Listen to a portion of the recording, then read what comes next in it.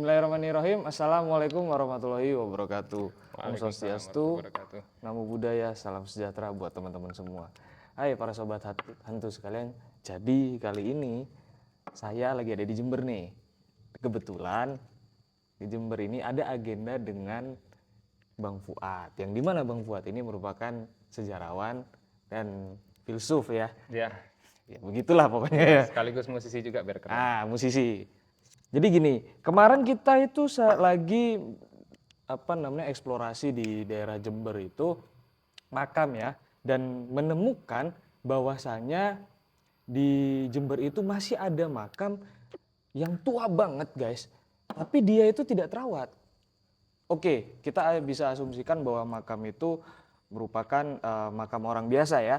Tapi ternyata setelah kita telusuri, makam itu ternyata makam sebuah suatu pendiri perusahaan tembakau yang ada di Jember. Nah, monggo Bang Fuad bisa menjelaskan makam siapa itu dan apa sejarah di belakangnya itu. Jadi itu, pertama-tama salam kenal, makasih Yos udah diundang di stasiun hantu. Kedua kali nih ya? Kedua kali Nih. Ya langsung aja, bahwasanya kemarin kami itu pergi ke Maisan. Maisan itu adalah daerah di Bondowoso yang posisinya tepat di perbatasan Bondowoso Jember. Di sana kita ke makam yang namanya itu makam Jemilah Birni. Jemilah Birni itu nama makam yang kita kita kunjungin waktu itu. Jemilah Birni itu perempuan. Oke. Jemilah Birni ini dari namanya itu erat kaitannya dengan George Birni. George Birni ini adalah pendiri salah satu perusahaan tembakau, bisa dikatakan yang pertama, kalau nggak salah saya yang pertama di Jember dan cukup besar di Nusantara di masa itu, yang memang sedang fokus di perusahaan pembuatan cerutu waktu itu, tembakau. Nah, ada beberapa asumsi tentang siapa Jemilah Birni ini. Asumsi pertama yang paling populer, bahwasanya Jemilah Birni ini adalah istri dari George Birni sendiri, yaitu si pendiri perusahaan tembakau itu. Aslinya Jemilah Birni ini adalah orang Madura.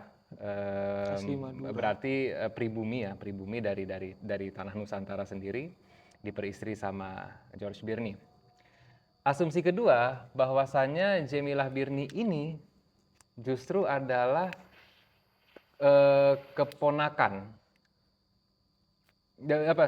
istri dari keponakannya, kalau nggak keponakan sepupunya si George Birni itu sendiri gitu. Nah, ini belum tahu pasti sumbernya yang mana yang paling kuat, cuman fakta bahwasanya nama akhirnya itu adalah Birni dan nama awalnya adalah Jemilah itu memang menunjukkan bahwasanya dia pasti diperistri sama orang barat, karena customary-nya orang barat di waktu itu adalah kalau perempuan nikah sama laki-laki, dia akan ambil nama belakangnya itu menjadi nama suaminya. Dan nama Jemilah kan bukan nama barat ya, bukan nama Eropa.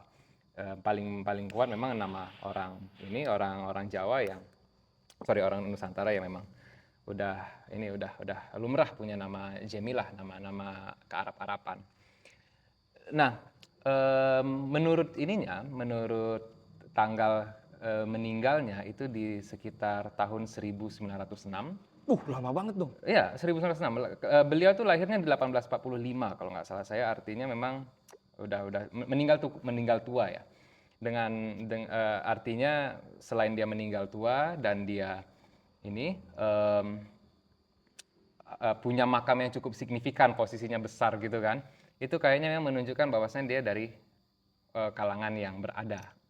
Jadi masuk akal banget kalau misalnya dibilang ini memang bukan hanya Birni ini orang besar, tetapi memang Jemilah ini juga kecipratan lah kekayaannya gitu.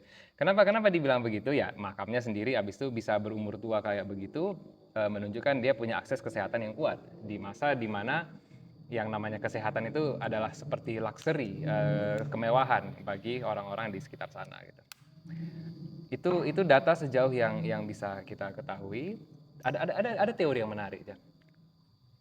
Karena menurut saya, karena menurut saya itu agak gimana gitu ya. Oke, sejarah dan data konkret itu mengatakan seperti itu. Tapi pada kenyataannya, feeling serta saya melihat dengan kacamata saya sendiri kayak ini pasti ada sesuatu yang lain yang tidak tertulis di sejarah atau memang sengaja diginikan biar para masyarakat sekitar ataupun nantinya yang melewati yang tahu tentang sejarah ini tuh nggak tahu yang sebenarnya. Bisa jadi seperti itu konspirasi. Nah, oke. Ayo kita mengarah ke cerita itu terus. Nah, tapi yang kemarin ya, yang kita ke sana itu makamnya itu ya teman-teman ya. Dia tuh pertama sudah tua dan makam itu ada di hamparan inilah tanah, satu ada yang sawah, sebelahnya yang ada yang tanaman lain, tapi nggak ada seperti terlihat dirawat sekali, kayak dibiarkan gitu aja. Dan yang paling menjadi tanda tanya adalah makam orang dulu kan mungkin orang dulu badannya tinggi ya, besar gitu, tapi kenapa masih ada kotak-kotak semen gitu di pinggir-pinggirnya? Itu apa? Menandakan apa? Atau memang dulunya di situ sebagai tanda sesuatu mungkin bisa jadi.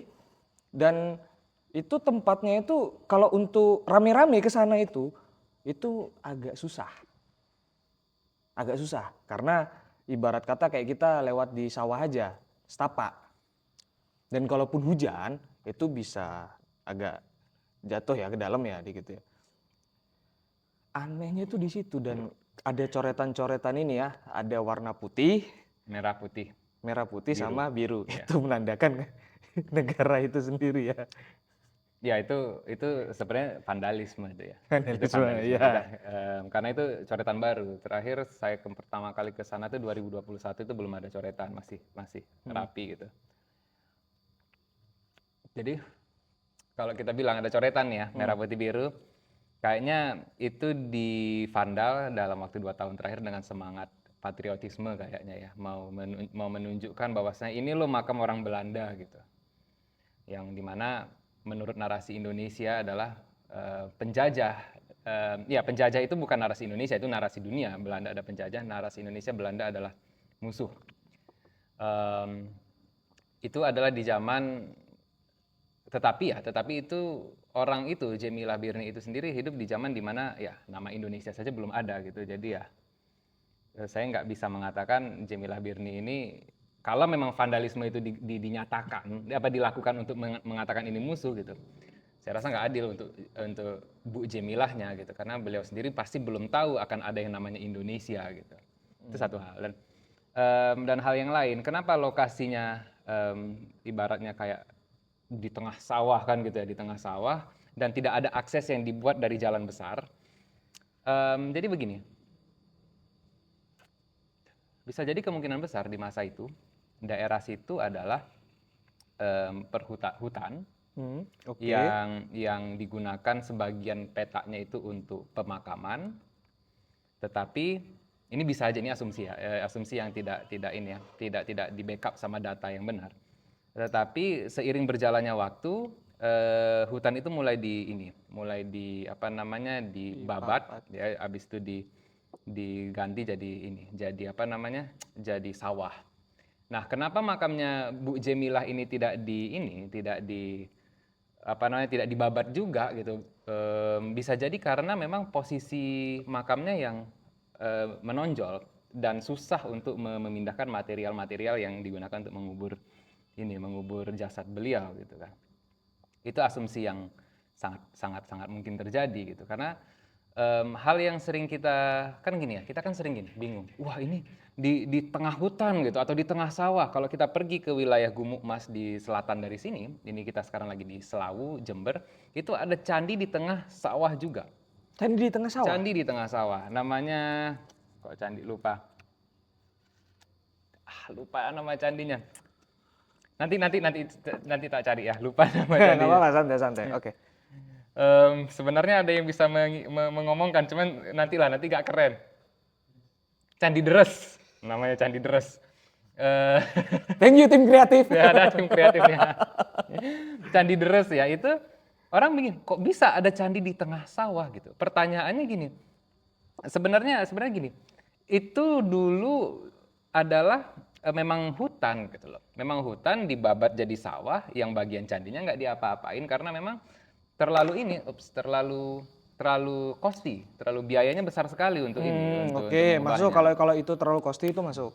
Jadi kebanyakan masalahnya adalah masalah teknis akan kenapa lokasinya itu tiba-tiba di sana. Nah, ada kemungkinan juga bahwasannya karena George Birney waktu itu beliau itu pulang ke ini ya, ke kampung halamannya di masa tuanya. Nggak tahu ya, ini saya nggak berani berasumsi berlebihan. Jemilah Birney ini entah dia ditinggal atau memang kalau memang dia bukan istrinya George Birney, ya memang dia nggak punya hubungan apa-apa gitu. Dengan ditinggalnya dengan perginya George Birney dari Jember, secara praktis posisi keluarga Birney ini mungkin kurang terlalu populer sehingga secara perlahan mulai ditinggalkan begitu saja. Itu satu. Ada asumsi yang lain ya. Ya semenjak kemerdekaan semua yang bersifat kebelandaan tidak dipreservasi lagi sama orang Indonesia, dibiarkan saja gitu. Apalagi ya dalam tanda kutip ini kan cuma makam sendiri di pedalaman ya, mohon maaf, di masa awal-awal pemerintahan Indonesia kan sampai sekarang malah menurut standar saya yang orang kota, wilayah Jember Bondowoso ini kan agak pedalaman gitu. Jadi nggak terlalu diperhatikan ininya pengelolaannya. Makanya dia berada di lokasi yang sangat dalam tanda kutip ya sangat terpencil begitu. Oke, saya tangkap itu. Tapi tetap menurut saya itu ada hal lain. Kenapa saya bilang hal lain itu gini, Mas? Kalau misalkan itu ibarat kata daerah terpencil ya, tentunya sampingnya itu ada kantor ya titik-titik yang notabene itu kantor pemerintah ya kan? Kayak semacam loji gitu ya. Semacam loji. Seharusnya bisa mungkin, mohon maaf nih teman-teman, bukannya maksudnya menyinggung, tapi lebih gini, direlokasi tempatnya, lebih ke tempat yang mana gitu, yang sekiranya kalau orang berkunjung ke sana tuh enak. Apalagi untuk sanak keluarga ya. Nah, terus yang kedua, saya mau bertanya Mas, itu yang putih-putih kotak-kotak itu menurut Sampean sampai itu gimana? Itu apa sebenarnya? Karena agak aneh aja, apa mungkin itu dulu itu pilar yang dikasih lampu gitu mungkin atau bagaimana? Karena itu kesannya kayak, ini kayak terpenjara sekali, mohon maaf nih, kayak begitu. Kayaknya itu ini kotak di samping-sampingnya itu makam kerabatnya yang lain.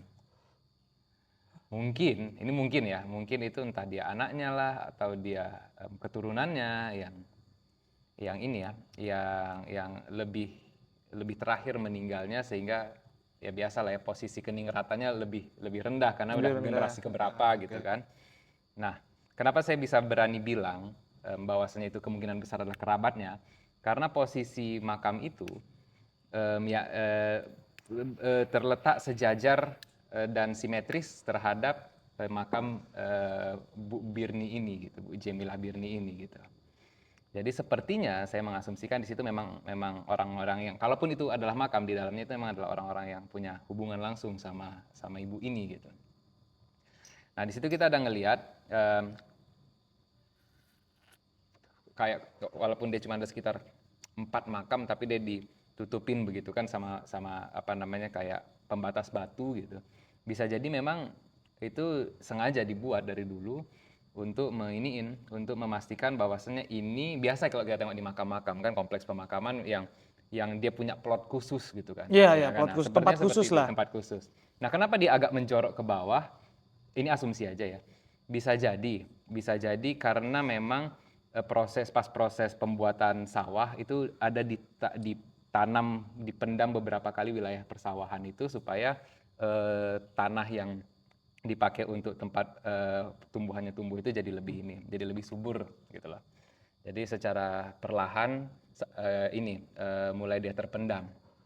Sama kalau kita tengok misalnya kalau ada pembangunan jalan, kan jalan yang lama itu kan dilapisin. Iya, pasti dilapisin. Akhirnya dia lebih tinggi dari perumahan yang ada di sekitarnya kan gitu. Bahkan lebih tinggi daripada tanah yang sebelahnya itu kan. Iya. Jadi kalau naik kayak nanjak dikit. Jadi kayaknya kasus di makamnya Jemilah Birni itu yang terjadi gitu. Itu sejauh yang bisa saya asumsikan. Jadi ini semua masih asumsi karena beberapa kali saya pelajarin datanya juga nggak begitu kuat. Indonesia tidak ada mendokumentasi ini. Saya nggak tahu alasannya apakah sentimen penjajahan atau memang alasan teknis dirasa itu nggak perlu, saya nggak terlalu tahu gitu. Tapi ini kenyataannya memang data kita sedikit sekali gitu. Ya, saya berbicara seperti ini sebenarnya itu ya asumsi sama, asumsi karena dari asumsi ini ujung-ujungnya itu sama aja khawatir karena akan sangat disayangkan sekali bahwa sosok beliau yang salah satu pendiri perusahaan tembakau yang sampai saat ini kenikmatannya dinikmati oleh masyarakat sekitar gitu kan. Ya, ini juga dari cikal bakalnya. Itu? Iya, cikal bakal perusahaan itu juga. Walah, apa itu? Ini punyanya Bin Sigar. Bin Nah, Sigar ini setahu saya itu swasta kalau nggak salah. Kayaknya PT negeri. Pasti saya nggak tahu pasti bagaimana prosesnya. Yang pasti ini diambil cikal bakal perusahaannya jelas dari diriannya si George Byrne itu sendiri. Gitu. Ya tentu sudah berubah nama, jadi bahkan sudah berubah kepemilikan dari swasta ke negara gitu. Tapi ya kalau nggak ada mereka, tanpa mengurangi rasa hormat dan tanpa menunjukkan preferensi kepada penjajah, tanpa jasa mereka ini nggak akan bisa kita nikmati gitu. masuk, boleh. Itu tidak kalau sudah oke. Ibarat kata nggak ada dorongan lah ya. Nggak ada dorongan. Kenyataannya memang seperti itu. Gitu. Oke. Ini kemarin kan kita makam itu oke, selesai gitu ya. Mungkin Mas saya agak maju sedikit nih, maju sedikit. Kita agak ngulas ya beberapa kalimat lah. Itu yang jalan turunan dari Bondowoso itu yang saya sempet itu yang kayak perbukitan. Saya tanya ke Masnya, ini apa ini? Yang ada plang. Terus banyak pohon-pohon. Tertata rapi itu. Misteri itu apa itu? Mastrip. Ya, Mas Tri. Daerah Mastrip. Itu apa itu? Ada sejarah belakangnya itu gimana tuh? Yang banyak pohon-pohon tertata rapi. Seperti tertata rapi. Karena itu kayak apa ya? Kayak memang itu oke alami gitu, tapi rapi aja gitu. Bisa jadi memang dulu itu memang jalur yang udah dibangun dari era Belanda. Jadi kalau Belanda sudah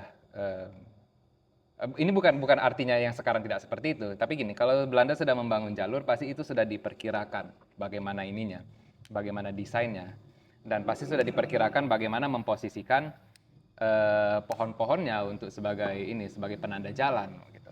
Jadi bisa jadi itu memang tinggalan Belanda. Dan begini sebenarnya, kalau kita bicara soal jalur, kita kan waktu itu ya dari jalur Jember Bondowoso ini. Ini sebenarnya kalau menurut saya, ntar dulu. Biar enak dulu.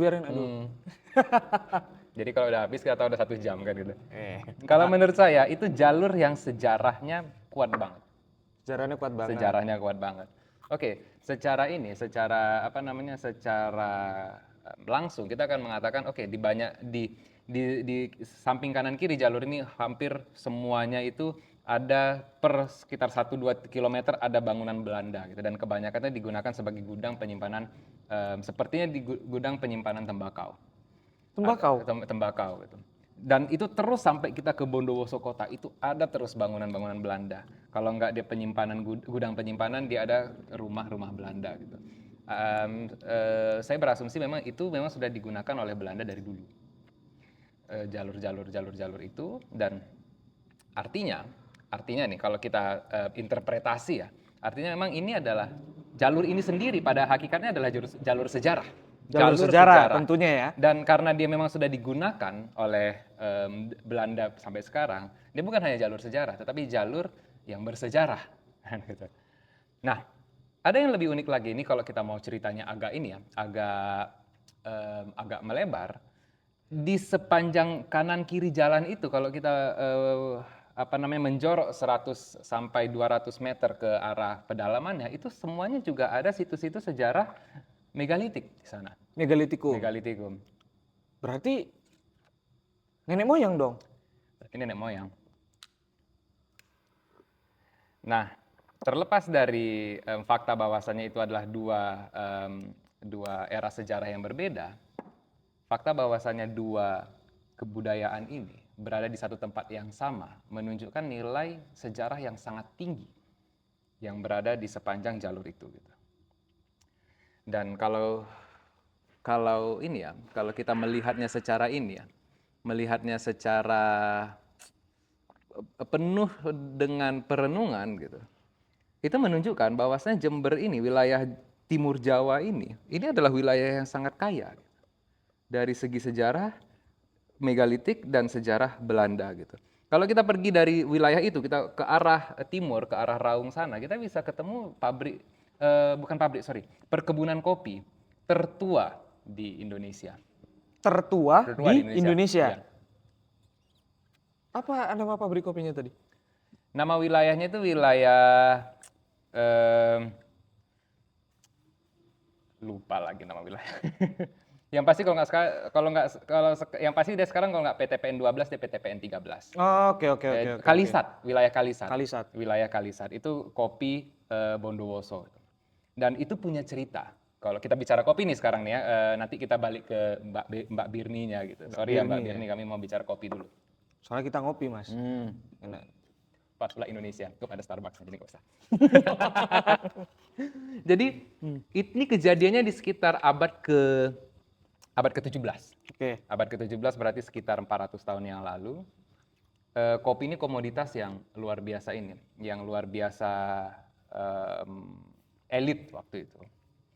Jadi bahkan saking elitnya ada yang bilang begini, banyak revolusi terjadi di Eropa, itu didorong karena orang-orang mulai berhenti mengkonsumsi alkohol, menggantinya dengan kopi. Menggantinya dengan kopi. Gara-gara dia minum kopi, dia jadi melek. Gara-gara dia melek, dia mikir. Gara-gara dia mikir, dia bertanya. Gara-gara dia bertanya, revolusi yang terjadi. Aku tidak puas dengan semua kejadian yang terjadi, nasib-nasibku yang aku miliki, dan bagaimana sistem pemerintahan ini mengopresiku. Revolusi. Nah, itu ceritanya. Kita nggak tahu benar salahnya, tapi menurut orang-orang di barat sana, cerita-cerita yang berkembang seperti itu. Nah, kenapa kopi bisa masuk kemari? Jadi dulu salah satu eksportir kopi terbesar itu Ottoman dari Yaman. Itu mereka sangat strict, nggak ngasih bibitnya keluar. Jadi mereka itu mengekspor biji yang sudah jadi tinggal diolah lah gitu. Nah, ada satu ketika, kalau nggak salah saya seorang Belanda, dia nyuri bibitnya. Bibitnya dia selundupkan, dia sebar satu ke Brazil. Habis itu transaksi-transaksi di Brazil, bagaimana ceritanya, akhirnya ambil satu dari VOC ini ceritanya. VOC, dibawalah bibit ini ke Batavia. Dibawa ke Batavia waktu itu, dicoba ditanam di wilayah Jakarta sekarang. Wilayah Jakarta. Jadi sebenarnya agak aneh. Kok bisa kopi ditanam di wilayah Jakarta? Karena Jakarta kan dataran rendah. Nah, malang nasib terjadi banjir ke Jakarta dari dulu. Jakarta dari dulu udah suka banjir. Jadi kalau sekarang Jakarta banjir terus, itu bukan kejadian sekarang. Itu bukan hanya karena ada pemanasan global atau ada penebangan pohon dan pemekaran wilayah ya. Bukan hanya karena itu, tetapi memang dari dulu udah tukang banjir wilayah sana. Nah, terjadilah banjir waktu itu di sekitar tahun 1600-an awal. Akhirnya dari situ diselamatkan beberapa biji kopi, sebagian dibawa ke Bondowoso. Ditanamlah di situ.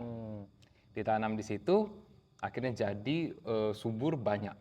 Sampai akhirnya tiba-tiba yang dulu yang namanya biji kopi ini adalah monopolinya orang Ottoman, tiba-tiba Belanda jadi pesaing gitu. Bahkan bisa dikatakan mengalahkan Ottoman itu sendiri. Saking terkenalnya dulu orang Eropa, nggak tahu mungkin orang dunia. Dia nggak bilang gini, minta segelas kopi ya. Dia bilangnya segelas Java. Segelas Java. Segelas Java. Emang itu penyebutannya atau bagaimana? Memang trennya seperti itu. Trennya seperti itu. Oke. Gitu. Jadi saking terkenalnya memang kopi di masa itu, kopi Nusantara di masa itu, ya komoditas yang paling populer memang yang ada di Timur Jawa ini. Baru perlahan bibit ini dikembangkan lagi di wilayah Mandailing sampai ke Gayo. Habis itu nggak tahu kalau yang sampai ke Toraja, Bali dan sebagainya, saya nggak tahu apakah itu kerjaannya Belanda atau udah masuk di era Indonesia. Tapi itu menunjukkan bahwasanya Bondowoso bukan hanya kaya akan tembakaunya, tapi kopinya juga. Dan bukan hanya kaya akan kopinya juga, tetapi juga peninggalan-peninggalan manusia-manusia megalitik. Iya, yang kemarin kita jalan ke beberapa situs kan kebanyakan, dan bahkan sepanjang jalan itu kan desa kan Desa. tembusannya. Itu memang banyak kali di pinggir-pinggiran tuh batu-batu megalitikum kan. Mm-mm. Jadi gini teman-teman, kemarin itu saya sama Mas Fuad ini jalan-jalan ke salah satu situs peninggalan era megalitikum ya. Nah, di belakang tempat pemberdayaan situs itu kan ada kampung. Sepanjang jalan kampung itu, di depan jalan itu batuan-batuan era megalitikum itu ada. Berarti itu membuktikan bahwa masyarakat sekitar juga ikut melestarikan peninggalan-peninggalan sejarah tersebut gitu loh. Dan lagi itu menunjukkan satu bukti bahwa masih banyak era peninggalan megalitikum di Bondowoso. Itu udah masuk Bondowoso dalam ya? Ya udah masuk Bondowoso dalam. Ada teori yang menarik, tapi ini ceritanya saya dapat dari aktivis sejarah yang ada di Jember, bukan langsung dari akademisnya ya. Dia bilang begini, dulu kita kalau di Jember ini, kebanyakan lokasi kubur megalitik atau peninggalan kebudayaan megalitik itu kita temukan di dataran tinggi. Dataran tinggi? Iya, kita nggak ada ketemu di wilayah dataran rendah Jembernya gitu. Pertanyaannya gini, kenapa? Gitu. Ada yang punya teori bahwasanya Jember ini dulu adalah semacam danau. Jember itu danau? Danau. Jadi danau besar, sehingga saking besarnya ya orang-orang zaman dulu terpaksa tinggal di atas, gitu. di perbukitannya gitu. Nah, jadi yang tersisa cuman yang di atas. Nah, karena satu dan lain hal, saya nggak tahu alasannya apa, akhirnya Jember itu mengering, danaunya mulai hilang, akhirnya terbukalah kota baru Jember setelah itu. Makanya salah satu teori mengatakan kata Jember itu dari bahasa, saya nggak tahu bahasa Jawa atau Madura, itu artinya itu menjorok. Jadi seperti tanah yang menjorok karena dulu ada danau sekarang hilang, akhirnya dia dipakai nama itu dari dulu gitu. Itu salah satu teorinya. Lebih menjorok deh kayaknya. Kayaknya lebih pada menjorok. Tapi ada satu teori lagi yang menarik yang saya rasa teori ini nggak bener, tapi enak untuk kita bayangkan aja, untuk kita cocok-cocokin aja gitu. Teori ini nggak benar, tapi kalau dicocok-cocokkan di dalam ilmu cocokologi itu masuk. Ya, Apa itu? Teori ini sangat mungkin tidak benar. Ya, jadi bukan nggak benar juga, tapi sangat mungkin karena prinsip kami di dalam bercerita sejarah dan kaidah filsafat juga tidak ada kebenaran dan kesalahan yang 100%, ya mutlak gitu kan. Nah, oke. Jember ini sebenarnya adalah gabungan dua nama. Yang pertama itu Jemilah Birni. Jemilah, yang kedua Birni. Jemilah Birni. Birni. Jember.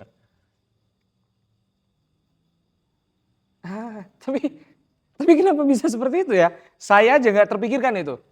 Ya, itulah kreativitasnya orang zaman sekarang kan. Dicocok-cocokin. Tapi nggak tahu juga bagaimana jika tiba-tiba itu benar gitu. Tapi saya nggak suka dengan kenyataan itu. Cuman gini lah ya, kita kan nggak bisa. Aku nggak suka maka aku nggak terima. Tapi seandainya itu benar, maka maka memang berarti Jemilah Birni ini lebih berpengaruh daripada yang kita ketahui gitu. Karena nama kotanya aja diambil dari nama beliau gitu. Walaupun saya sepertinya terdorong untuk menolak teori itu gitu. Batin saya juga rasa tergugah ya. Menolak aja gitu. Menolak juga ya. Karena kalau memang mau pakai ibarat kata, teori itu keangkat, terus tiba-tiba dia menjadi sesuatu banyak yang diyakini oleh orang-orang sekitar. Ya mohon maaf ya. Agak aneh nggak sih? Dan pasti tentunya akan menimbulkan ketegangan sosial. Pastinya, makanya saya bilang ini sangat tidak mungkin benar gitu. Karena ya apalagi ini nama dari sosok yang tidak terkenal kan gitu. Masa iya gitu. Walaupun praktek memberikan suatu nama daerah dari nama orang yang ini yang mencolok di masanya itu bukan sesuatu yang baru juga gitu. Ya kalau bisa dibilang Kolombia itu diambil dari nama Christopher Columbus kan gitu. Sementara Columbus tidak tidak pernah menginjakkan kakinya di sana gitu. Jadi banyak nama-nama diambil dari kayak Washington kan di Amerika itu juga iya, diambil dari Washington. nama George Washington gitu. Termasuk di Amerika banyak yang seperti Louisiana itu diambil dari nama King Ya, Louis. Louisiana, Filipina benar. satu negara diambil dari nama raja yang bahkan tidak pernah menginjakkan kakinya di sana gitu. Dan kenyataannya Filipina masih legowo menerima kenyataan itu kan gitu, bahkan Dan dipakai kalaupun mau namanya. dirubah, itu banyak kali kayaknya harus melewati tahap satu tahap ya. Iya. Jadi ya begini, nama Indonesia aja kan diambil dari sungai yang tidak ada di Indonesia kan gitu. Indus kan di India sana. Tapi oke lah, Indus, itu kan perkara ini ya, perkara apropriasi sejarah dan sama sekali tidak ada yang salah di situ. Hanya saja kembali ke bicara soal Mbak Jemilah ini, Tapi beliau cantik ya? nggak tahu, Oh, nggak ada nggak ini. ada catatannya. Jadi Fotonya pun nggak ada. saya ada beberapa kali nengok di Google, cuman nggak meyakinkan kalau itu beliaunya gitu. Oh, mungkin ya kurang Foto-foto ini. lain Iya, gitu. iya, iya. Nggak ada sepertinya memang catatan itu gitu. Ada yang begini ya. Di zaman itu kitab orang pribumi Kitab? di kita orang Kita, pribumi. oh, oke, Saya oke. nggak enak bilang kita orang pribumi karena jelas pribuminya Jawa beda sama pribuminya Sumatera. Saya orang Sumatera, kalau saya mengkitakan di masa itu kayaknya kurang cocok. Kurang Walaupun, cocok. ya, yang kita itu kan setelah Indonesia, nah, gitu loh. Oke,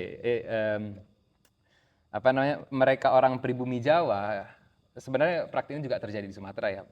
Itu dibanding sama orang Belanda itu kastanya di bawah gitu. Dan Kastanya di bawah. kastanya di bawah, dan orang Belanda hampir tidak pernah dalam prakteknya memperistri secara formal orang-orang, kalau ada yang mereka mau, orang-orang pribumi. Jadi lebih kebanyakan dalam tanda kutip nih dijadikan seperti selir atau dijadikan sebagai simpanan gitu. Jadi kita kayak budak halus lah waktu itu di masa itu. Saya percaya itu karena di beberapa catatan sejarah yang lain pun banyak orang pribumi yang dijadikan, mohon maaf nih, itu dijadikan simpanan ataupun selir, tapi yang nggak diketahuin banyak orang, hanya beberapa. Ya. Nah, dalam kasus Jemilah Birni ini dia justru lain, dia mendapatkan sepertinya posisi yang istimewa gitu. Makanya itu terasa aneh gitu. Akan kenapa tidak ada fotonya di situ gitu. Arsip yang menunjukkan fotonya gitu. Itu terasa aneh. Jangan-jangan ini berspekulasi kita, ini agak apa namanya, konspirasi nih. Jangan-jangan memang dia tidak mendapatkan dukungan dari keluarga Birni sendiri sehingga dia tidak pernah masuk di dalam foto keluarga atau bagaimana. Bisa jadi ini bisa jadi aja ya. Dia tidak dibawa ke Belanda pun karena mungkin dari keluarga Birninya sendiri nggak menerima seorang pribumi Jawa yang kulitnya lebih hitam karena dulu memang ada mindset bahwasanya semakin kulit yang tidak putih itu dianggap ras rendahan gitu di masa itu ya. Ya itu nyata, itu nyata. Nah, jadi bisa jadi itu salah satu faktornya gitu. Jadi memang ya terlepas dari status Jemilah Birni ini yang sangat misterius di Jember ini, fakta bahwasannya dia bahkan tidak didata sama Belanda yang suka mendata, mengarsip. Jangan-jangan ada rasisme, ada seksisme di situ gitu. Ya, rasisme jelas. Rasisme itu jelas. Itu nyata. Rasisme itu jelas. Seksisme bisa jadi. Itu masih asumsi. Ya, tapi itu masih asumsi. Iya, seharusnya sosok pendiri itu biasanya adalah setidaknya, walaupun itu di era itu ya, sekalipun itu di era lampau, anggapan ya baru-baru Belanda masuk ini, seharusnya ada yang mendokumentasikan dan itu biasanya abadi. Seharusnya. Salah satu itu kelihatan dari mungkin teman-teman yang belajar fotografer ataupun editor ya, itu pasti memiliki kelebihan kayak kita tahu mana foto yang diedit ada yang enggak. Iya. Dan atau yang ditambah-tambahkan, yang diikut-ikut sertakan gitu, yang seharusnya nggak ada di situ. Seharusnya itu ada. Seharusnya itu ada. Atau bisa jadi itu tidak terekspos, tapi ada. Pertanyaannya kenapa nggak diekspos? Nah, gitu. pertanyaannya kenapa? Berarti ada suatu terjadi gesekan ya antara yang satu dengan yang lainnya. Saya tidak mau menyebutkan siapa ini. Itu masih terjadi. Tapi di balik semua itu berarti sosok Jemilah Birni ini sangat fenomenal pada saat itu. Kenapa saya bilang fenomenal? Fenomenal gini. Dia yang membesarkan rokok ya kan, tembakau, Birninya ya. birninya, tembakau. Itu menurut pribadi ya, itu suatu jejak sejarah yang gak bakal terhapuskan. Contoh, pendiri Jarum, banyak orang yang kenal, walaupun orang-orang itu tidak ngerokok jarum, tapi banyak yang tahu. Saya mengatakan ini sebagai rasa satu ya terima kasih karena enak ya kan. Yang kedua ini aja iba aja. Seharusnya setidaknya walaupun tidak banyak dikunjungi orang, setidaknya makam itu bersih. Bersih dalam artian ya cat-cat tadi itu sangat melukai estetika dari makam itu sendiri ya, terkait dengan cat itu. Merah, putih, biru. Ibarat kata langsung aku tembak lah, nggak ada orang yang nggak suka sama beliau. Atau bisa jadi itu suatu tanda. Kita nggak tahu pasti, ini terkait vandalisme nih ya. Iya. Kita nggak tahu pasti niatan si pencet merah putih biru. Saya berasumsi aja itu dilakukan dengan semangat patriotik. Patriotik untuk disparage untuk bahasa Indonesia disparage ya, untuk menodai Jemilah Birni sebagai tanda dasar kamu Belanda gitu, atau kamu pengkhianat seperti itu. Dilakukan. Jadi gini, posisi warna cat itu masih cukup baru. Waktu kita lihat itu, ini bulan November ya. Jadi bulan 11. Saya entah kenapa nih berasumsi itu dilakukan di bulan Agustus, semangat kemerdekaan. 17 Agustus. Masuk akal. Di bulan Agustus ya, karena begini, Jawa Timur ini punya culture patriotisme yang tinggi. Kalau misalnya udah masuk bulan Agustus, pasti semua kegiatan-kegiatan yang berkaitan sama kemerdekaan, perayaan-perayaan itu mulai dilakukan. Nah, biasanya di masa itu tingkat patriotisme masyarakatnya kan naik gitu loh. Bisa jadi salah satu bentuk meningkatnya semangat patriotisme itu ya, yang Belanda-Belanda ini mau ku vandal lah gitu. Lagian apa sih susahnya, aku udah bawa cat merah putih, tinggal beli yang warna biru kan gitu. Bisa jadi seperti itu, bisa jadi tidak. Tapi seandainya memang itu yang terjadi, ya kita paham akan kenapa itu seperti itu gitu.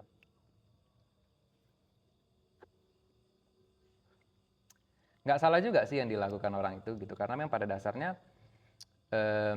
kita juga semua merasakan kesedihan itu ya. Ibarat kata walaupun kita tidak hidup di zaman itu, tapi bekas itu masih ada. Jemilah Birni ini yang harus dipahami banyak orang ya. Jemilah Birni itu hidup di masa damai. Oke. Hidup di masa damai. Garis bawah ya temannya, hidup di masa damai. Hidup di masa damai. Jadi 1845 sampai 1906 di Timur Jawa itu masa yang damai. Timur Jawa sendiri bahkan di bawah pegangan Belanda itu sejauh yang saya ketahui, selama pasca perang Napoleon itu tidak pernah kena peperangan yang berarti. Tengah Jawa jelas ada perang Diponegoro dan banyak perang. Sumatera apalagi pemberontakan di mana-mana. Tapi di Timur Jawa itu relatif aman.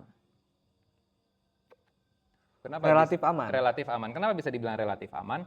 Ya, perusahaannya bisa berdiri cukup lama. Di mana-mana kalau ada perang, perusahaan pasti salah satu objek yang bakalan terganggu. Karena ini bakalan jadi rebutan. Di masa itu, yang namanya perusahaan pasti megang plot-plot tanah yang strategis. Pasti ya. Dan perusahaannya bukan hanya tembakau.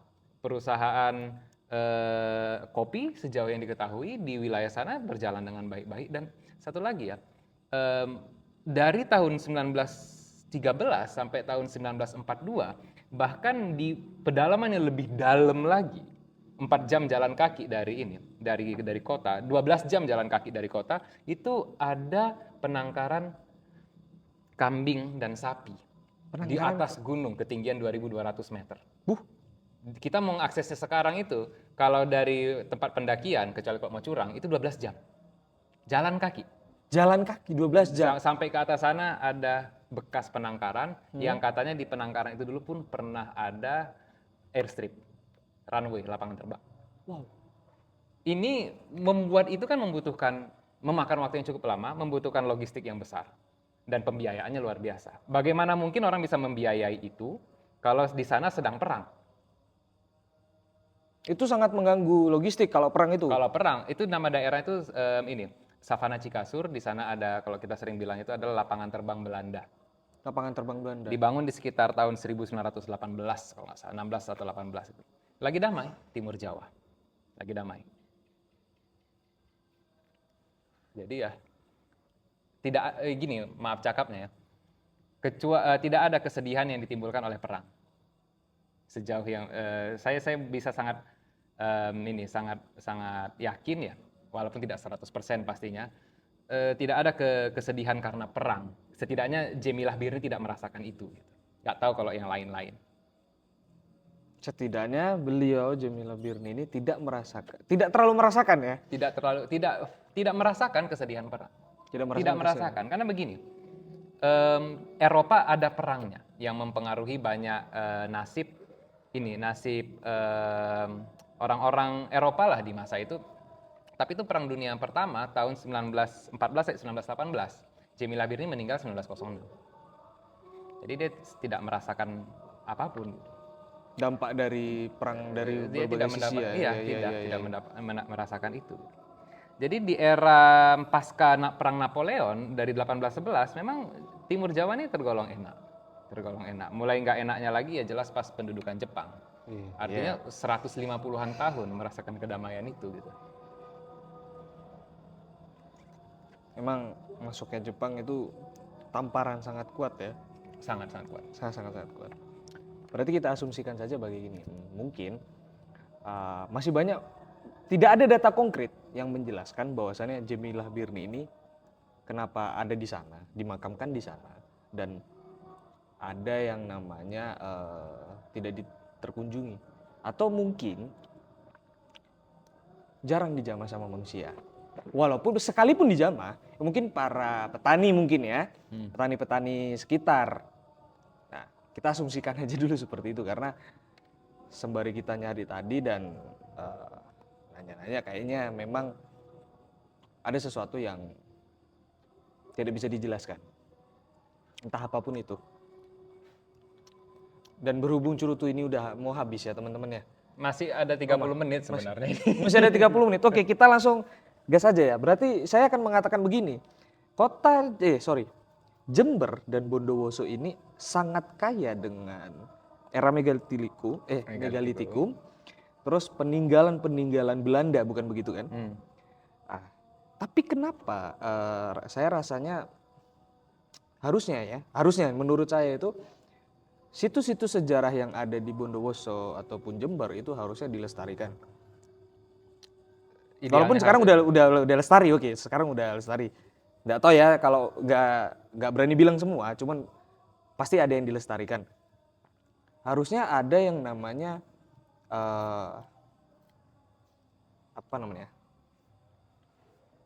pelestarian budaya dari pihak pemerintah terkait. Jadi bisa dijamah dari orang-orang luar Jember dan Bondowoso, dan itu bisa menarik UMKM, bener nggak sih? Saya bukan ekonom ya. Nah, Jadi saat saya memfokuskan topik kepada agenda pelestarian, saya hanya melihatnya dilestarikan untuk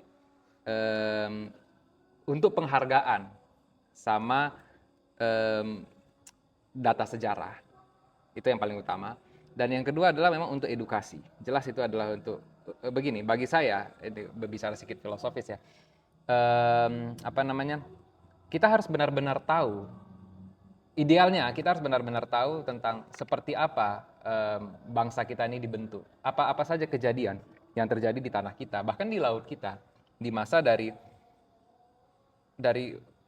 pertama kali bumi ini bahkan terbentuk. Gitu. Tentu di level itu sudah kepada geolog lah ya, geografi. Arkeolog juga. Tetapi kalau kita mau bicara dalam konteks sejarah, pastinya kita harus berbicara semenjak pendudukan pertama kali, adanya pertama kali kebudayaan manusia yang meninggalkan sesuatu di tanah itu. Gitu. Nah, idealnya bagaimana saya melihat seharusnya sejarah di Jember ini diperlakukan, termasuk di Bondowoso gitu. Nah, bagaimana tuh idealnya itu? Saya pikir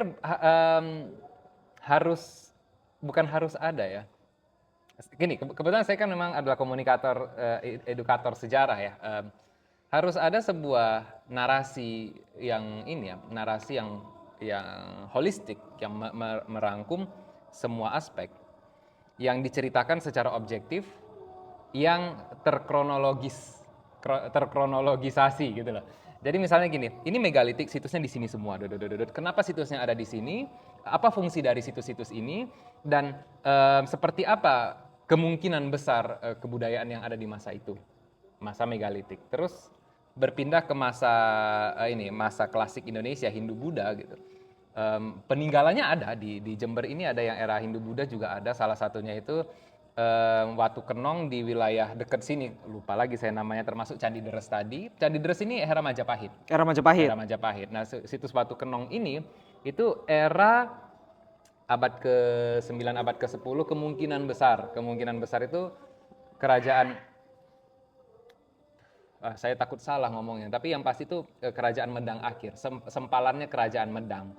Yang saya tahu ada sempalannya itu kerajaan Kanjuruhan. Di Malang. Habis itu ada pasca Medang akhir itu adalah kerajaan diriannya Erlangga, kalau nggak salah saya Kahuripan. Setelahnya ada Jenggala sama Panjalu, itu mungkin sempalan-sempalannya sampai kemari gitu.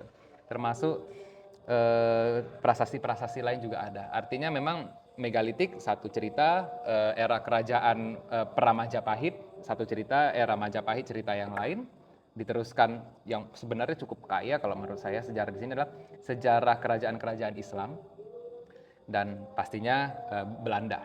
Belanda sendiri menduduki Nusantara punya beberapa beberapa era. Yang pertama itu jelas era VOC. VOC itu udah pasti. Era VOC. Era VOC Batavia itu, ya, yang berpusatnya di Batavia. Berakhirnya itu di sekitar akhir abad ke-18. Baru era kerajaan Belanda. Sebenarnya bisa dibilang VOC, Belanda di bawah Prancis, dan kolonial Belanda. Kolonial Belanda ini sebenarnya 3 era yang berbeda yang mempunyai keunikannya masing-masing. Saya nggak terlalu paham keunikannya seperti apa. Yang pasti jelas di era VOC Belanda itu lebih bergerak seperti republik pedagang, merchant republic. Jadi mereka tidak beroperasi seperti kerajaan yang kita bayangkan Belanda seperti apa, tetapi lebih kepada memang mereka itu lebih banyak mempekerjakan, kalau pasukannya banyak kepada mercenary, dan lebih banyak mempekerjakan pengusaha-pengusaha yang melihat, ini bahasa saya sendiri, yang melihat memang tanah Nusantara ini sebagai mitra dagang yang dalam tanda kutip sebenarnya memang sudah mereka kuasai gitu. Tapi lebih kepada kemitraan, bukan kepemilikan sepenuhnya gitu, di bawah VOC. Saya akan mengatakan kemitraan, ya? Lebih kepada kemitraan, walaupun pada prakteknya memang miliknya VOC gitu. Dipaksa miliknya VOC. Gak ada pilihan. Gak ada pilihan. Jadi ada yang lucu ya. Hamengkubuwono kelima itu beliau itu mundur.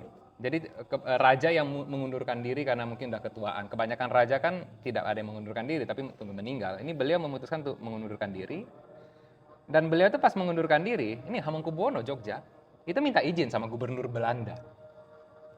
Kalau saya mendengar itu sakit hati gitu. Raja yang berdaulat gitu. berdaulat di tanah yang dia kuasai.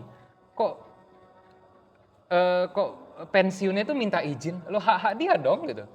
Masa iya minta izin? Minta izinnya sama gubernur lagi. Maunya selevel raja ya minta izin minimal sama ratu di sana atau raja di sana dong gitu. Masa iya minta sama gubernur? Ibaratkan gini, Presiden Indonesia mau mengundurkan diri tapi minta izin karena kebetulan kantornya di Jakarta Pusat ya, minta izin sama wali kota Jakarta Pusat kan nggak, menurut saya itu nggak etis. Tapi itu setidaknya menunjukkan tentang betapa kuatnya cengkeraman VOC di waktu itu. Ya mungkin kalau saya asumsikan kayak gini, mungkin di saat itu Hamengkubuwono raja itu mengundurkan diri dengan meminta izin itu berarti ada ketentraman dan kemaslahatan masyarakat yang harus dijaga. Maka dia yang notabene sebagai raja tertinggi ya kan, itu harus melakukan itu demi rakyatnya. Kalau saya jadi rakyatnya saya sakit hati. Iya, walaupun itu kedengarannya kayak ngapain gitu loh. Sedangkan dia salah satu sosok tertinggi gitu. Dia bisa saja mengerahkan pasukan ya kan, ibarat kata gitu kan, di libas habis gitu. Nah, mungkin saja beliau tidak ingin terjadi kericuhan yang secara massal yang merugikan dua belah pihak. Ini asumsi ini ya, positif ya. Oke. Bisa jadi. Saya nggak terlalu tahu. Saya nggak terlalu paham tentang sejarah kekeratonan Kesultanan Yogyakarta. Saya nggak terlalu tahu. Cuman ini pun juga data ini saya dapat waktu mengunjungi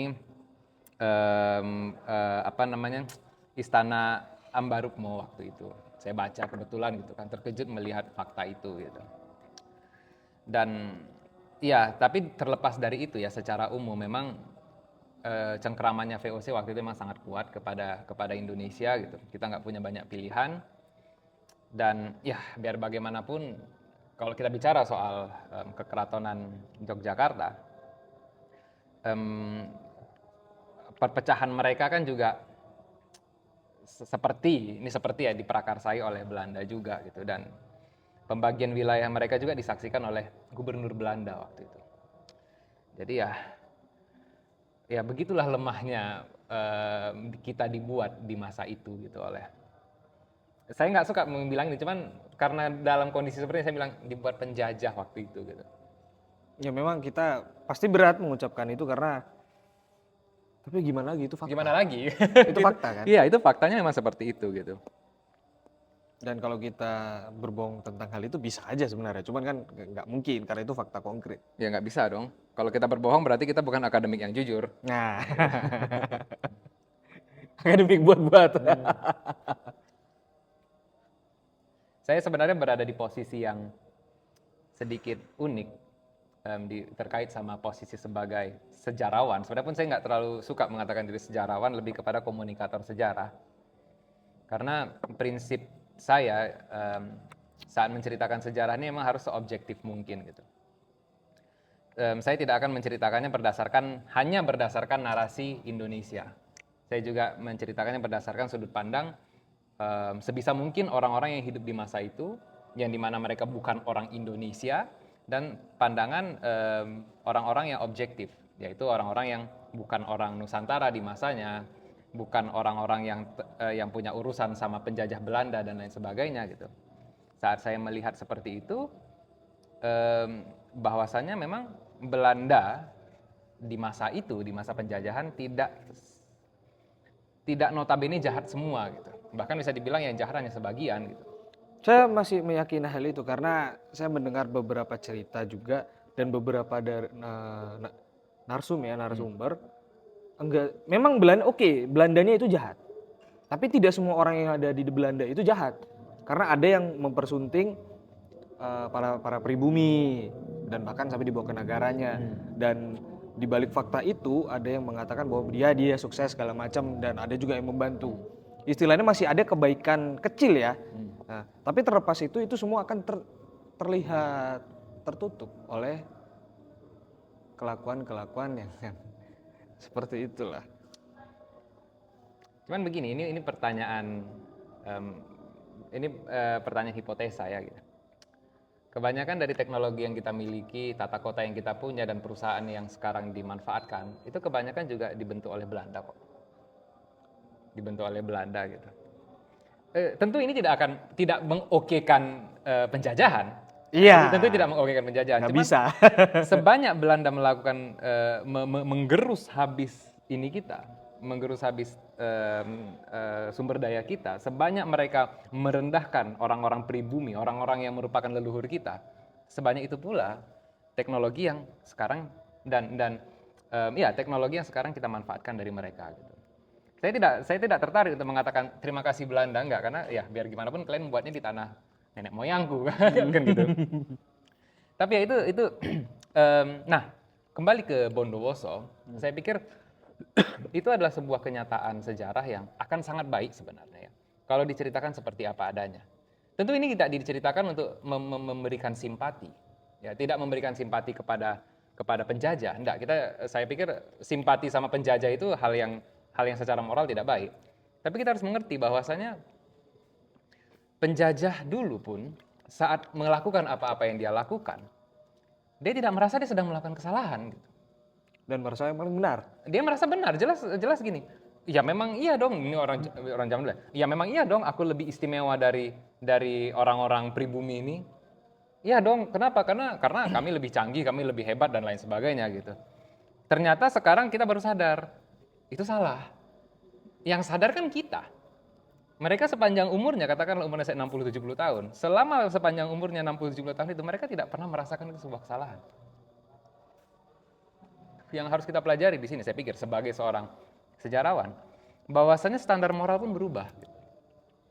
Rasisme dulu dianggap oke, seksisme dulu dianggap ya gini ya. Di Amerika saja perempuan itu baru punya hak untuk melakukan voting, pemilu itu di sekitar tahun 1960-an kalau nggak salah saya. Sekitar tahun segituan. Kulit hitam diberikan hak yang sama di sekitar tahun segituan juga. Jadi moral kita sangat panjang, sangat perlahan berkembang menjadi lebih baik, mengikuti perkembangan zaman gitu. Dan nggak heran kalau moral-moral yang kita lihat mereka dulu lakukan itu sangat keji bagi kita sekarang gitu. Tentunya itu. Ya itu tadi rasisme yang luar biasa tadi, ada kalangan pribumi yang dianggap rendah. Saking rendahnya tidak punya kesempatan mendapatkan pendidikan yang setara. Hanya yang punya hubungan ningrat saja yang punya kesempatan untuk sekolah-sekolah. Apa nama sekolahnya pun lupa saya ini. Sekolah-sekolah di sekolah-sekolah Belanda. Sedikit sekali orang-orang yang punya kesempatan sekolah-sekolah. Dan bahkan masih ini kok, kalau yang sekolah-sekolah di Belanda ada beberapa yang masih dijelek-jelekan juga ya kan. Iya, walaupun dia mempunyai hubungan yang baik. Gitu. Rasisme. Padahal kalau mau dibilang ya. Jadi ini ceritanya pas Inggris waktu itu abad ke-15 kalau nggak 16 saat dia mau berdagang ke India. Itu ibaratnya sampai sujud-sujud kepada Raja Mughal waktu itu untuk diberikan hak berdagang. Saking lemahnya. Kalau dulu pasukan India, dalam tanda kutip ya, mau nyerang Inggris, habis Inggris itu. Saking kuatnya dulu kekaisaran Mughal waktu itu. Eropa itu saat pertama kali datang ke katakanlah ke Amerika atau bukan ke Amerika, ke Asia Timur, Asia Selatan kayak India. Saya nggak tahu kalau yang ke sini ya. Itu sebenarnya mereka datang dalam kondisi yang lemah. Lemah sekali. Cuman karena gimana ya? Eropa di masa itu berada di titik ini aku harus melakukan ini, kalau enggak aku musnah. Sehingga mereka punya motivasi yang lebih kuat, lebih tinggi. Dibanding orang-orang Asia yang waktu itu sudah enak posisinya. Akhirnya di saat orang Asia termasuk Cina dan India yang lagi santai-santai gitu, menikmati segala kekayaan yang mereka punya. Enak-enak. Selama ratusan tahun perlahan Eropa itu mulai membangun kekuatan. Dan itu tanpa disadari kan? Dan itu terjadi tanpa disadari. Tiba-tiba mau diajak perang, habis semuanya. Pasukan-pasukan Mughal itu, pasukan-pasukan Cina itu habis dibuat. Yang menurut saya tidak banyak konflik justru memang di Nusantara. Nusantara ini sebenarnya, kita ceritanya ke sana kemari lah nih ya gitu kan. Nggak masalah. Yang penting kan tadi John Sbirini siapa? Jemilah Birni. Jemilah Birni udah kelar. Udah kelar ya. Nusantara ini sebenarnya kalau menurut saya itu tidak pernah benar-benar berada di konflik yang skalanya massal. tidak cukup masalah. Karena Menurut saya, kalau misalnya kita pernah berada di skala konflik yang massal, kita pasti menciptakan teknologi perang yang sangat canggih. Salah satu teknologi perang yang menurut saya paling canggih yang pernah dimiliki oleh kebudayaan Nusantara itu meriam cetbangnya Gajah Mada. meriam cetbangnya Gajah Mada. Iya, itu meriam teknologi yang diambil dari Cina sejauh yang saya ketahui. Dan ukurannya nggak besar, paling sekitar segini. Kecil sekali itu punyanya Gajah Mada. Memang kita banyak melihat meriam-meriam besar di Kesultanan Delhi sana, di Medan sana ada meriam puntung besar sekali, tapi itu sudah punya teknologinya Belanda gitu. Dan itu mereka punya Kesultanan Delhi yang biar bagaimanapun adalah sekutunya Belanda di masa itu gitu. Tapi kalau di masa era Nusantara gitu, di saat itu kejadiannya itu di abad ke-14 15 ya. Gajah Mada itu di abad ke-14. Mereka masih bertarung dengan meriam kecil. Sementara orang Turki di masa itu sudah punya meriam yang super besar di zaman itu yang bisa merobohkan benteng saktinya Konstantinopel. Konstantinopel itu salah satu kota yang paling strategis, yang paling kuat, bisa dijatuhkan oleh kekaisaran Turki gitu. Kita masih pakai cetbang gitu. Jadi perbandingannya ibaratkan kita itu perang pakai pisau kayu ngelawan sniper gitu, jarak 5 meter gitu. Mau apa pisau kayu itu kan gitu. Begitulah secara teknologi perangnya menurut saya, sekali lagi secara teknologi perangnya Nusantara ini sangat tertinggal gitu. Tanpa dicampuri ilmu-ilmu supranatural. Saya sejarawan, saya filsuf analitik, saya nggak percaya sama yang gitu-gitu. Tapi oke, itu akan make sense, itu bisa make sense ketika seorang spiritual mengatakan itu, dan itu tidak akan make sense ketika sejauh berkata seperti itu. Ini ada dua perbedaan yang keren ya teman-teman ya. Tapi tetap berbeda-beda, kita tetap satu ya, oke. Ini Yos ini supranaturalis lah kita bilang ya. Tentu tetap ya, tapi kalau kita bicara soal spiritualis itu udah hal yang berbeda ya. Udah hal yang berbeda itu. Hal yang berbeda. Saya bilang begini ya. Tentu kalau berbicara secara spiritualis, menurut saya sebenarnya Nusantara dulu punya kekayaan teologi yang sangat luar biasa gitu. Kita di dalam narasi sejarah Indonesia, kita selalu mengatakan sebelum masuknya Islam itu adalah era Hindu-Buddha. Padahal di masa itu agama Hindu belum ada. Yang banyak di Indonesia waktu itu adalah agama Siwaisme, Wisnuisme, Buddha. Buddha pun ada. Buddha awal kan? Buddhanya pun lebih kepada Buddha banyak ya. Cuman salah satu yang terkenal itu Buddha Vajrayana. Vajrayana itu cuma si Aditya Warman. Satu lagi lupa saya namanya Buddha apa gitu. Yang pasti ada lagi semacam kepercayaan Dewa Gunung. Dewa Gunung itu sempat populer di masanya, di masa Pramedang bahkan. Habis itu sempat populer lagi di masa akhir Majapahit. Artinya begini ya. Jadi ini cerita yang lain ya. Ini cerita masih berkaitan tapi gini. Zaman dulu kan belum ada yang namanya pengarsipan. Kebudayaan Majapahit, kebudayaan Hindu-Buddha lah kita bilang, itu bukan kebudayaan yang suka banget mengarsip ya. Cuman kebudayaan Dewa Gunung ini sepertinya sudah ada di saat awal Hindu-Buddha. Bisa jadi itu adalah kebudayaannya Austronesia, nenek moyang paling pertama yang punya kebudayaan di Indonesia. Katakanlah itu kita ada di sekitar abad-abad awal Masehi. Tiba-tiba balik populer lagi di abad ke-15 Masehi. Artinya gini, 1.500 sejarah yang dimana sejarah itu nggak ditulis, kepercayaannya masih tinggal. Saking kuatnya kepercayaan itu tinggal, dia bisa diakses lagi oleh orang-orang yang hidup 1.500 tahun setelahnya. Jadi harus difahami ya bahwasanya kayak kerajaan ini ya, kayak kerajaan Candi tertua Indonesia Batu Jaya itu dibangun sekitar abad tahun 400-300. Habis itu Majapahit itu di tahun 1.500 jatuhnya. Dibangunnya di awal abad tahun 1294 itu abad ke-13.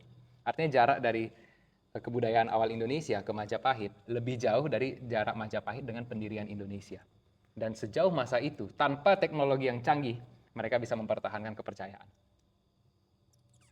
Bahkan kepercayaan nenek moyang Austronesia kita, bahkan sampai sekarang masih ada yang melestarikannya. Contoh, kepercayaan megalitiknya Nias. Ini saya berusaha berpikir keras ini. Jadi Nias itu, dari pertama kali diduduki oleh orang Austronesia, katakanlah sekitar 5.000-an tahun yang lalu, sampai sekarang kebudayaannya masih ada. Salah satunya apa? Lompat batu. Iya, lompat batu saya pernah dengar. Itu adalah kepercayaan yang masih sampai sekarang masih dilestarikan. Tentu yang sekarang ini lebih kepada ritual, apa namanya, kita mengatakannya seperti ritual kultural. Tapi di era di mana belum ada narasi-narasi kultural seperti itu sifatnya sudah sangat agamais. Agamais, sangat-sangat keagamaan itu. Termasuk budaya pekuburan alat toraja. Alat toraja, oke. Ya, itu adalah peninggalannya nenek moyang Austronesia. 2.000 tahun, 3.000 tahun, 4.000 tahun masih bertahan.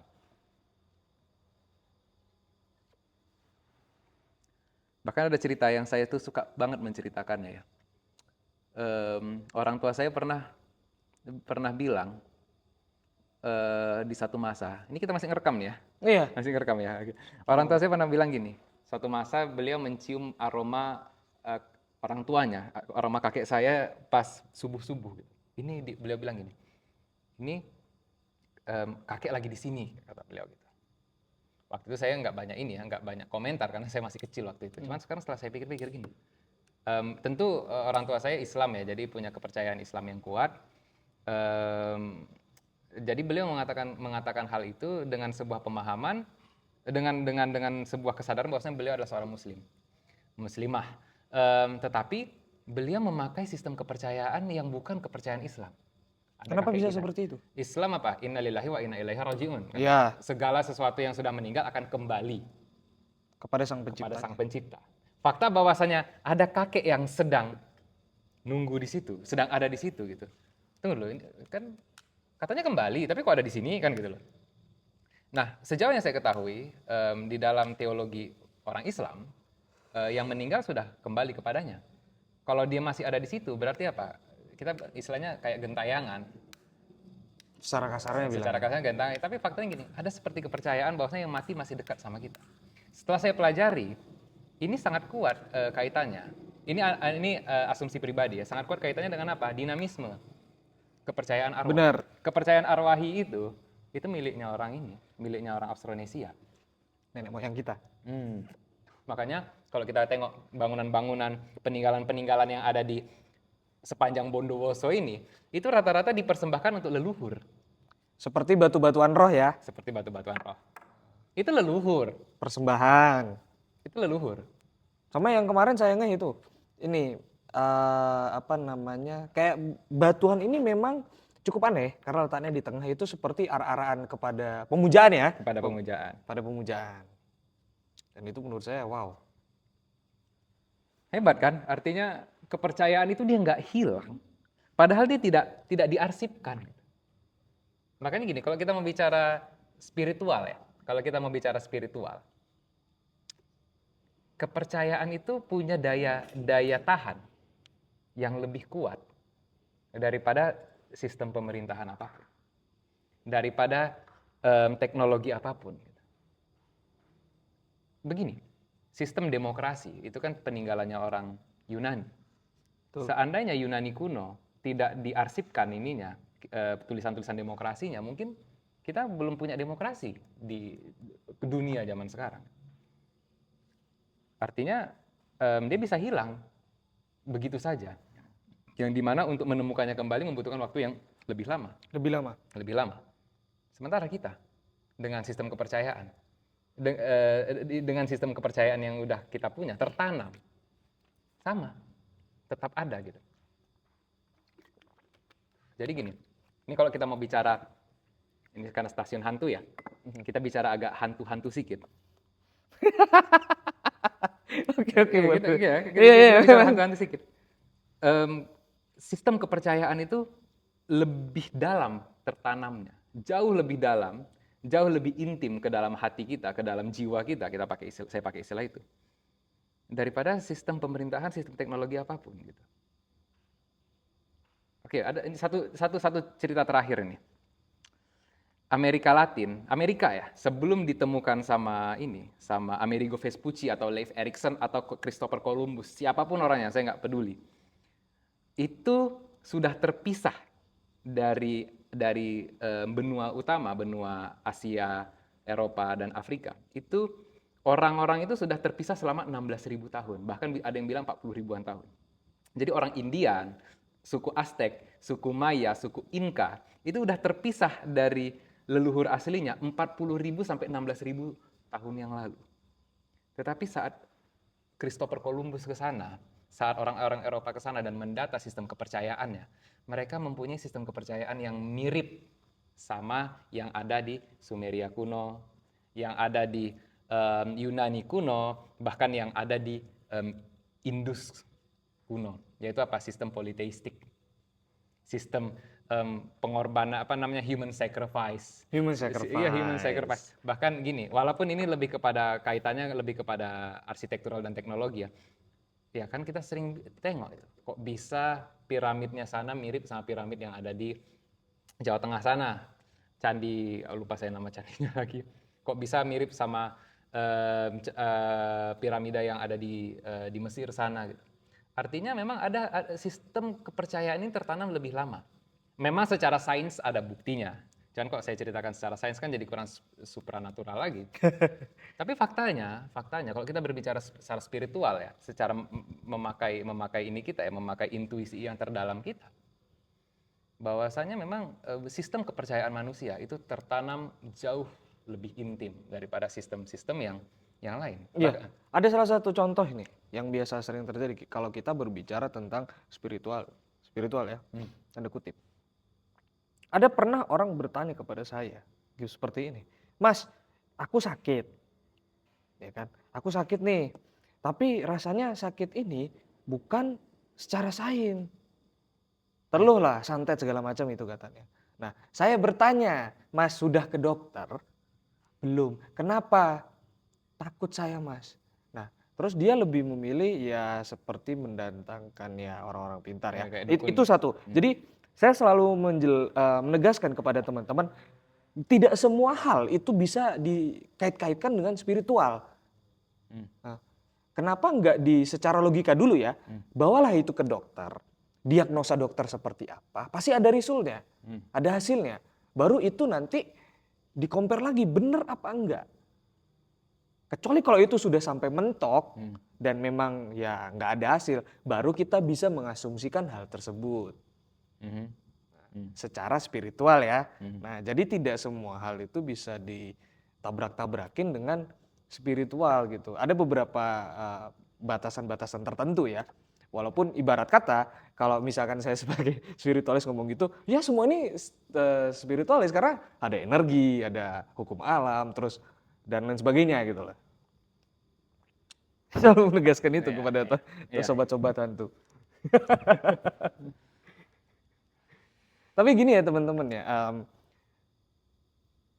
kalau teman-teman juga suka sama sejarah yang terkait dengan candi-candi, terus situs-situs yang jarang dijamah sama manusia itu sendiri, sama kita juga, itu bisa ke channelnya beliau, Fubidon namanya. Fubidon. Fubidon. Dan nanti jangan lupa, beliau ini akan membuat suatu komunitas yang sangat besar rencananya, dan itu akan diisi oleh para akademisi-akademisi dan juga sejarawan-sejarawan dari berbagai macam kalangan. Dan itu tidak menutup kemungkinan buat kita atau teman-teman semua yang nggak tahu, yang pengen belajar bisa masuk. Seperti apa nanti itu coming soon masih ya. Jadi subscribe Stasiun Hantu sama subscribe channel Fubidon. Kalau enggak nanti jarinya ini kapalan. Dua ini. Agak maksa dikit nih. Iya, bagus tolong dipaksain karena saya segan maksa gitu. Enggak, biar enggak ibarat kata enggak tegang-tegang kali ya kan. Iya. Ini susah mau tegang ini karena dari tadi kita ngisep nikotin terus. Oke teman-teman. Mungkin itu saja pembahasan kita hari ini sama Mas Fuad. mungkin di lain waktu kita akan melakukan kolaps ya, entah itu dari sisi sejarahnya menurut Mas Buat itu bagaimana, dan dari sisi saya selaku spiritual itu bagaimana. Tentu itu dua ilmu yang berbeda. Dua ilmu yang berbeda. Tapi di sini saya tegaskan sekali lagi, kepercayaan saya dengan kepercayaan Anda itu tentu berbeda, dan jangan memaksakan saya harus percaya dengan kepercayaan Anda, begitupun saya. Oke, itu aja. Billahi taufiq wal hidayah. Wassalamualaikum warahmatullahi wabarakatuh. Sampai jumpa, bro. Waalaikumsalam warahmatullahi wabarakatuh. Oke, ditutup gitu. Sip.